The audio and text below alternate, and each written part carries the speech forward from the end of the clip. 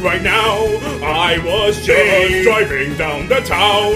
It occurred that you were a judge. I needed to plead with you two. Who the hell is that roaring knight? Is it the deer I killed that night?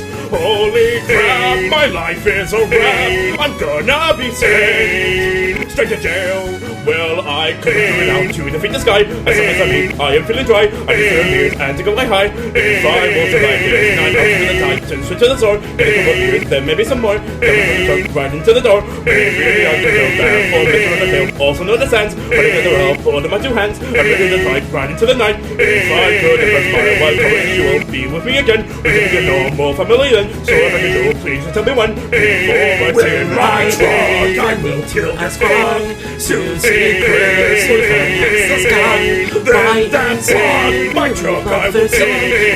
For again. And again, just that bitch, she's going to pay. I can't meet no hand again. On this day, she will go away, and I'll celebrate.